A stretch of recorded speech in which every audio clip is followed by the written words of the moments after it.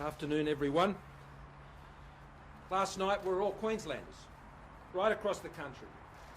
The securing of the 2032 Games for Australia in Brisbane and South East Queensland, taking in, of course, the Gold Coast and the Sunshine Coast, is a great result for Australia and a great boost at a time when Australians around the country, particularly in southern states, are doing it tough as we battle through this most recent episode we're going through in relation to the COVID-19 pandemic. There'll be kids who are turning up at the Valley Pool in Brisbane this morning and all around the country during their training, knowing that they put those laps in, then they too might be able to compete in an Olympic Games held in Australia. And that is just such a thrilling idea, a thrilling notion that kids around the country, whether they're playing hockey or they're swimmers or whatever they happen to be, that they can look forward to that. It's a great boost for Australian sport. It's a great recognition, I think, of Australia's sporting lifestyle and the commitment that we have had to the Olympic movement from that very first Summer Games back in 1896 when Edwin Flack went round to the 800 metres. It's very exciting news for Australians. So to everybody up there in Queensland, it's a win for all Queenslanders, it's a win for all those in South East Queensland, and it's a great win for Australia. Can I particularly thank all of those who've been so involved in this process over many years. Can I especially thank my own team, Ted O'Brien, who's been my special envoy from the Sunshine Coast there, working this now for quite a period of time, working with the Queensland government, working with the Olympic movement and John Coates and all of that team, and of course all the regional mayors in South East Queensland, and to Adrian, the Lord Mayor of Brisbane, who's done a terrific job. That's really where the inspiration first came from, together with the Olympic movement, and we were always pleased to be on board right from the beginning, going back to those early meetings I had with Dr. Buck in Osaka first, and then Tokyo, and much engagement since then. Can I, of course, congratulate the Queensland Government and Premier Palaszczuk and all of those who participated in the presentation yesterday. I was thrilled to be able to join what was a very historic presentation from Australia here in Canberra yesterday, and to get that result, I think is absolutely tremendous. Of course, it's going to be a big economic boost to Australia. Some 18 billion is the estimate over the course of now and to the Games. Those of us who, from Sydney understand how big a deal it was for Sydney over 20 years ago. Brisbane, South East Queensland, Australians all have a lot to look forward to as we work forward to those Games. So congratulations to everybody, and enjoy that moment. A lot of work to do now. I stress that the arrangement we have with the Queensland Government is not a 50-50 funding partnership, it's a 50-50 partnership.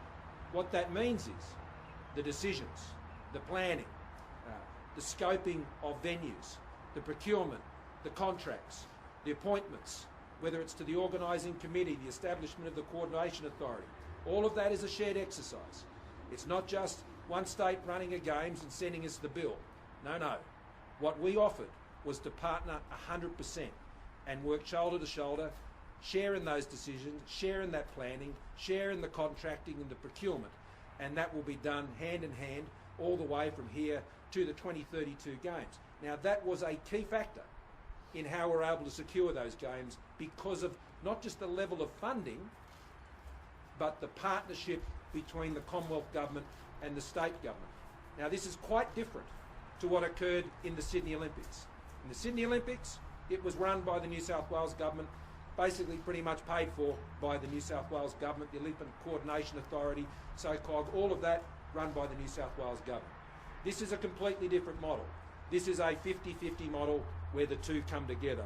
That's what the Premier and I agreed when we finally finalised our bid, and Ted O'Brien is actually sitting down with the Queensland Government this afternoon. I was talking to him earlier, and we're getting on with it right from now. So up Brisbane, up Australia. Can I move now to the fact that COVID NSC met again today. We're meeting weekly, have been for a very long time. The National Security Committee operating focused solely on managing the COVID response. And the vaccination program today hit another historic record. 184,000 vaccines done in a day. That is the equivalent per head of population of 2.36 million doses in the United States a day, or 481,000 in the United Kingdom when you express it as per head of population. So we are really hitting these marks now. More than 1 million doses being done in a 7-day period, 184,000 is a new mark for a daily record, 104,000 primary care vaccines administered. So another record for our GPs. That primary care model is the workhorse of the vaccination program that is delivering those vaccinations and getting those jabs in arms as quickly as we possibly can. And I note that there's some 6 million AstraZeneca vaccines now that have been administered in this country, which is incredibly important. And so we continue to go from strength to strength. Now, as I said yesterday, I take responsibility for the vaccination program. I also take responsibility for the challenges we've had. Obviously, some things within our control, some things that are not. And I'm keen to ensure, as we have been over these many months, that we've been turning this around. I'm certainly sorry that we haven't been able to achieve the marks that we had hoped for at the beginning of this year. Of course I am. But what's more important is that we're totally focused on ensuring that we've been turning this around. And if I give you some statistics, just to give you an idea of how much things have been turned around in just the last month. If you go back to the 21st of June until now, we have seen the double dose vaccination rates almost triple in the last month. We've gone from just over 5% to 15% double dose today. We now have 36% of those over 15 years old who have received a first dose. For those who are over 50, go back a month, we were at 6% on double dose. We're now at 20% on double dose in just 1 month. And for those who are over 70, double doses of just over 9% a month ago, and today we're at 33.9%. Over a third of those who are aged over 70 have received both doses of the vaccine, and of course that figure in aged care is well north of 80%. 76% in total now of those aged over 70 have received their first dose of the vaccine.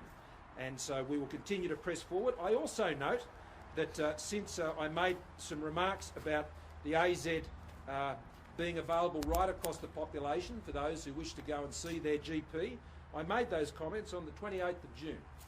There have been 76,595 doses of the AstraZeneca vaccine administered to people under the age of 40 since that day. So if people wish to do that, they should go and see their GP. Of course, there's the informed consent process, but there is, and that's first and second doses, so just under 40,000 first doses and almost 37,000 second doses of AZ. The vaccines work. That was confirmed to us again today by the Chief Medical Officer. Whether it's AstraZeneca or whether it's Pfizer, or indeed the Moderna vaccines that will be coming soon later this year, these vaccines work. The vaccines mean that you're less likely to get COVID, you're less likely to transmit COVID, you're less likely to get serious illness from COVID, and you're less likely to die from COVID. That's what the vaccines do. And that's what Australians need. To be less likely to get it, to be less likely to transmit it, to be less likely to get a serious illness requiring hospitalisation, and less likely to die from it. It is deeply distressing and upsetting to know that the recent fatalities have involved those unvaccinated in the community, those aged over 50 and particularly aged over 70. The vaccine has been available to over 70s for many, many months, and we need to work even harder to get those vaccines, particularly into the most vulnerable in our community, particularly those aged over 70. Now, I spoke to the Premier of New South Wales last night at some length, and we're in regular contact, as you'd expect. Was in touch with the Victorian Premier yesterday. We're speaking later today, and of course also in constant contact with the South Australian Premier. And in New South Wales, and in particularly in the Sydney area, it is very vital that all those in those vulnerable populations, aged over 70 in particular, but I'd say aged over 60, please go and get your AstraZeneca vaccine as soon as you possibly can. The numbers that we're seeing coming out of New South Wales show that the lockdown is keeping a lid on this. And it's going to be some time, though, clearly, from what the Premier has been saying and the numbers that we're seeing, to see these numbers go down to where we'd like to see them go. But the risk that is there means that it is vital, absolutely vital. And I implore not just those themselves who are over 60 to go and do this. Have the conversation in your family. Talk to your parents. Talk to your relatives who are particularly in that age group. Have the discussion. Offer to book it for them. Take them along. It's important that you get your family, particularly the more elderly members of your family, vaccinated. If the COVID breakout in New South Wales and in Sydney in particular were to extend beyond where it is, then that will of course put older people in the community at great risk. So that risk is accelerating, and it's very important that you take the opportunity to go and get those AstraZeneca vaccines to ensure you're protected and that your family and your community is protected. Now, on the vaccine program itself, we made some further important decisions today. We will be bringing further forward the pharmacy program and accelerating that, which was due to be coming in September with the Moderna vaccines and the mRNA vaccine. That will still occur for the mRNA vaccines, but pharmacy has always been an essential part of the Australian healthcare system, and earlier this year we did the pre-registration process and was able to identify some just shy of 4,000 pharmacies found suitable to participate in the rollout. Right now there are 118 community pharmacies currently vaccinating around the country, particularly in rural and regional areas where they're supplementing the GPs, where there's a shortage of GPs in particular areas. By the end of this month, there'll be 470. So for every pharmacist that's out there doing vaccinations right now, there'll be 3 times as many by the end of this month. Now, we also were able to identify 1,262 suitable pharmacies from regional, rural and remote areas that will be able to come into the program, and a further 2,668 in metropolitan areas. I note that particularly in the metropolitan areas affected by the latest outbreak in Sydney, in Fairfield, Canterbury, Bankstown and Liverpool, 48 pharmacies will commence offering vaccines in these areas by the start of next week. There's also the Chester Hill GP Respiratory Clinic, which has also been set up, and we've been working to establish that with local doctors there over recent weeks to get that in place. And I particularly want to thank Dr. Reefy for working with us and the Commonwealth and the State Government on those initiatives. From next Monday, all community pharmacies across the country will be eligible to request participation in administering AstraZeneca vaccinations to the Australian population. We expect to see them commencing their vaccinations in mid-August. There is a process of the training, the certification that you need to go through. Safety is always important for the administration of vaccines, and that's what will be happening. So from next Monday, the Department of Health will be reaching out, and similarly pharmacists reaching in to get that process going, and that follows what I've already said, which is the tripling of pharmacies by the end of this month. Now, I also want to stress that all remaining GPs who would like to participate in the program can also do that from Monday, and that is all about increasing the many points of presence, and this is for AstraZeneca, I should stress. This increase in the pharmacy rollout for now is about AstraZeneca, and it's particularly designed to ensure that we can address those more vulnerable populations over 60. So it's very important in Sydney, as I said before, but we're facing challenges in Victoria where things are a lot more manageable, and also in South Australia, and so far those signs are encouraging, but there's still further time to play out there. But if you're in Perth, if you're in Tassie, if you're in Darwin, if you're up in North Queensland, in Cairns, or wherever you happen to be, this is important to ensure that you're protected. The Delta variant is very aggressive. The vaccines work against the Delta variant. That is confirmed to us time and again, but it is important wherever you are in the country to please go and see that pharmacist when they're available, or go and see your GP and make sure that you're getting the AstraZeneca vaccines. And similarly, through the state clinics, that are providing those AstraZeneca vaccines, and we are of course encouraging them to do that, that you can go and access there. Now, just a couple of final points on payments. Good news from yesterday is that Service Australia are processing more claims than they're receiving. They processed just shy of 70,000 claims yesterday on the disaster payment and received some just under 65,000.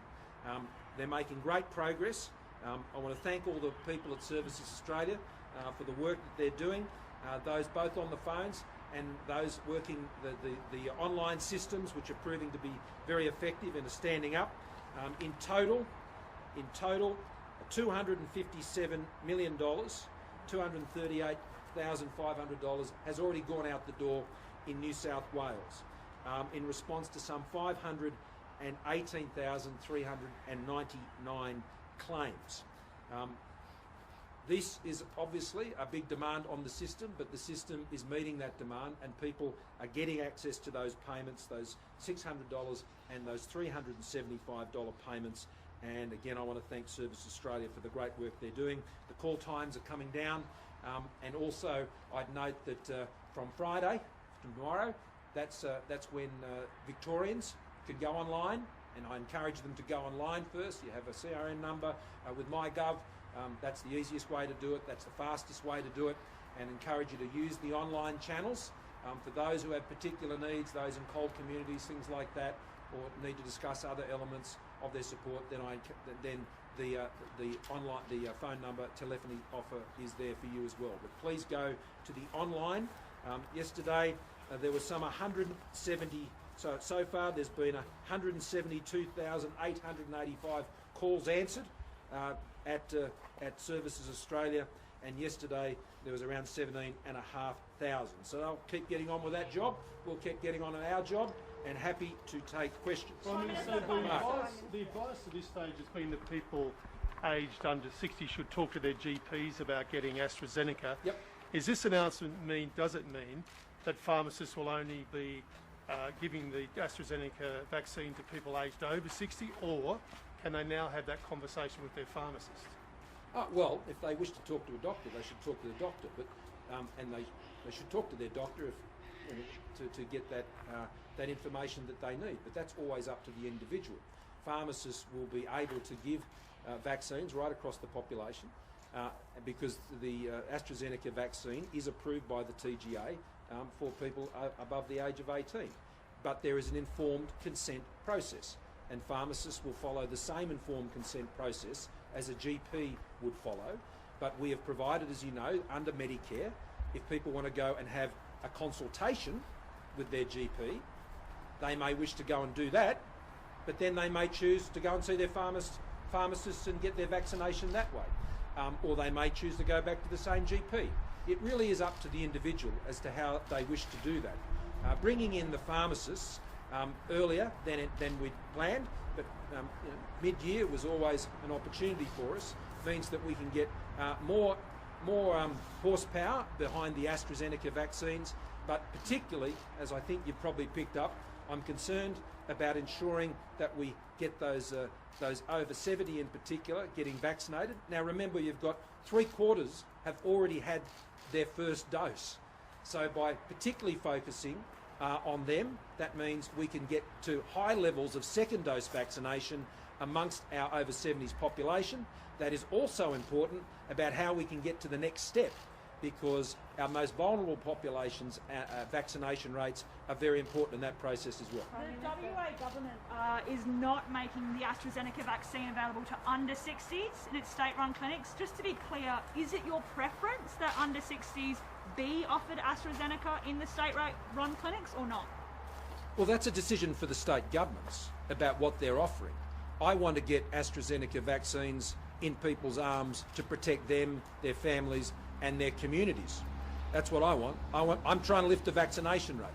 And the states that have been leaning into vaccination using AstraZeneca have much higher vaccination rates than those who haven't.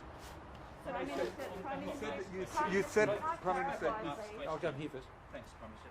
Back on Mark's question, just to clarify, can you get informed consent by simply seeing your pharmacist as opposed to seeing the GP? And secondly, can you talk about the two people who've sadly died taking AstraZeneca, and would you be worried if one of those people, as I understand it, or the family claims wasn't fully informed of the symptoms to look out for? Well, we're all responsible for our own health. And when it comes to informed consent and giving consent to whatever treatment or procedure you may have or I may have, then I'm ultimately responsible for what people do in their health treatment to me. And there has been the opportunity for people to visit their GP, to have that consultation. The government has provided that and funded that. And the informed consent process provides the decision to the individual. That's the sort of country we live in. People make their own decisions about their own health and their own bodies. That's why we don't have mandatory vaccination in relation to the general population here, because people make their own decisions. And we encourage people to make those decisions. We make as much information available to them as possible. The vaccines, like any vaccine, with any vaccine, there are risks associated, and I won't go into each of the individual ones because I don't want to particularly draw attention to anyone. But we all understand that with any vaccine, there are risk factors, and they're enumerated and they're made available to people, and people make decisions about that. Well, I'll let the Chief Medical Officer and others speak to those because they have the details. I've been informed of those cases, and there have been other cases, and they're terribly tragic cases, like all of these are. And I feel for their families in those situations, and this is the terrible impact that pandemics have when you're responding to pandemics. But I do know that if vaccination rates, as we see, particularly for those who are older, are not where we want them to be, then people's lives are at risk. You said you take responsibility. I can't quite hear. You said you take responsibility for the vaccine rollout, that you're sorry for the way, I guess, that you haven't reached the mark that you originally hoped for. Yes. You were asked a number of times to say sorry yesterday. Why couldn't you say that then? And can you understand your reluctance in saying that? Why people might think that perhaps you aren't taking accountability? I think I've been very clear that as Prime Minister I'm responsible for the vaccination program, and I've also been very clear that responsibility means fixing and dealing with the problems that we've had, and that's what we've been doing. And the vaccination program has turned the corner. The numbers that I've relayed to you, I think, are the proof points of that. It demonstrates that. So I take responsibility for the things that haven't gone as well as we'd liked, and I take responsibility for the things that have worked as well. And no country gets everything right. No Prime Minister gets everything right as well. And so my job is to keep getting on with the job. Prime Minister, can you clarify just with AstraZeneca? Sorry, I know this is terrible. I'm listening hard. I'm not a shouter. I'm going as hard as I can. Can you clarify with AstraZeneca? The Commonwealth has indemnified GPs. Yeah, they've indemnified. The same applies to pharmacists, the indemnity. So pharmacists? Yes. What about the state vaccination clinics? Because the nurses give those injections in the state. That's covered by states. So sorry. That's covered by the states. By the states. Yeah. So they have their own scheme? You have to address that to the states. Just on the movement on the ATAGI board, does the removal of Chris Blythe and Alan Cheng have anything to do with this changing advice on AstraZeneca? And are you happy with their performance? I completely respect the advice of ATAGI. That's why we've followed the advice of ATAGI. It's my job as Prime Minister not just to simply accept advice uncritically, whether it's sitting in cabinet meetings or in other forums. Of course I challenge the advice that I receive. I ask questions. I drill into it. You would expect me to do that. I think Australians would not expect me to just take this advice simply on the face of it. We must interrogate it. Leaders should do that. Ministers should do that. That has always been my approach, whether as a minister and as a Prime Minister, and there are plenty of officials who work in this town who know that very, very well. But I respect them all. I respect the job they do, and I respect the way they engage with me on it. And what I'm simply have been raising in relation to the ATAGI advice is that when it was provided initially and subsequently in relation to those over 60, is that when that advice was provided, they said it was based on the balance of risk of people getting COVID. Now, my simple point is that the balance of risk has shifted, and therefore, based on the balance of that risk shifting, what, if any, is the change in the advice that ATAGI would provide? Because I'm very concerned that, of course, the advice that had come previously has caused some hesitation amongst people, particularly older people. Those people are now at risk in southwestern Sydney in particular, but more broadly across Sydney. And I need AstraZeneca vaccines in their arms to protect them and their lives. And no, it had nothing to do with any of those things. It's completely unrelated. And I thank them very much for their service and for their professionalism. And but asking questions of advisors is not disrespecting them. It's my job. So just clarifying where you're at now on this advice then, because the ATAGI advice was to consult a GP. Now people can skip that and go to a pharmacist. Is this you saying you're no longer totally following that advice? No. And will pharmacists be able to refuse simply on the basis they think it's not safe for under 60s, as a lot of GPs have been doing to people? Or will people be able to say, no, I want the vaccine, to a pharmacist? No one is forced to do anything in this country when it comes to this, and nor am I seeking to. And I'm acting completely in accordance with the medical advice that has been provided, and there should be no suggestion that the government is doing otherwise. People will make their own decisions. If they are legally able to go and get a vaccine, and someone is illegally able to provide that vaccine, and they can provide informed consent to that end, well, that is a matter between that pharmacist and that individual.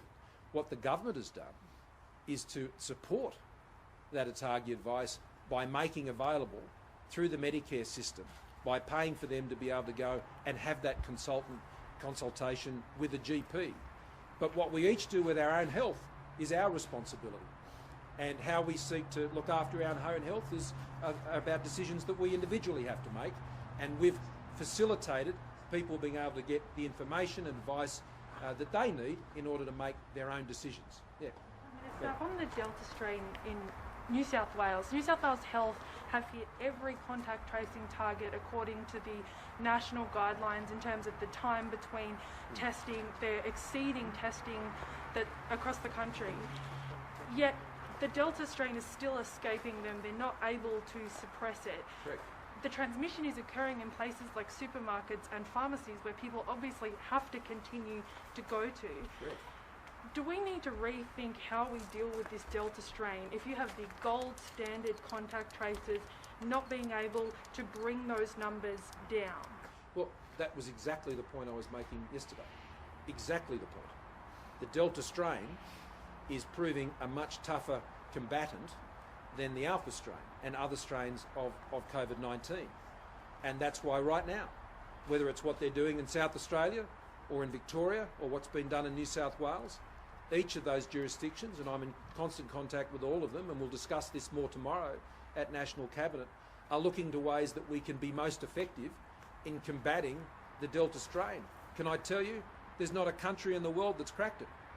Not a country in the world that has been able to be successful so far in suppressing the Delta strain. And so it's a big challenge for all of us around the world. And that's the challenge that we have now, and to work together to find the most effective ways to be able to suppress this while we remain in this suppression phase. And so that's why it's important, because of the risks that you highlight. That's why it's so important that people, particularly older people, go and get that AstraZeneca vaccine. Last one. On the economic impact, the Treasurer said this morning probably a contracted quarter for September, and he said it's costing the economy now $300 million a day, the current situation. A couple of questions. How long is that sort of drain sustainable, and have you as a government given any thought to producing a budget statement between now and MyFO just to update the impacts that this is obviously going to have? Look, no, there's no suggestion at this point from Treasury that would be required between now and MyFO. It is our sincere hope that we would see the lockdowns, particularly in Victoria and in South Australia, be brief ones, and I'm sure that's the view of all Victorians and South Australians as well. And the events in Sydney in particular, but as we now see as moved into some regional locations, that's obviously far more serious. New South Wales is our biggest economy, and of the state economies. And we know that last year, the fact that New South Wales didn't descend into those lockdowns that we saw in other places, that carried in many respects the national economy. That New South Wales didn't fall victim to this last year, and that is a great credit to the work that was done in New South Wales last year, that they were able to avoid those outcomes, both for people who live in New South Wales and indeed the national economy. That was a very positive outcome. The Treasurer has set out what those current impacts are. I made it very clear yesterday that that's going to have a significant impact on the September quarter results. But all of the economic advice and all of the business advice that I'm getting is that lockdowns come off, the businesses come back, people go back to work, as we demonstrated. 1 million people back into work. 1 million people back into work as the economy roared back last time. And so that gives me every confidence that we just hold these businesses through over the course of this lockdown, and we'll be able to do that again. And I think that's very important. But saving those lives, 30,000 lives saved in this country. If we'd experienced the same rate of fatality in countries just like Australia that we've seen in Europe and overseas, 30,000 more Australians would be dead right now. Now, we've avoided that, and we're going to keep doing everything we can to avoid that. But COVID is a tough customer. It keeps changing. We've got to keep changing with it. And these results that we've seen today of another record day of vaccinations, I think just give us hope going forward. But it was really great to see that result in Queensland last night. Thanks very much.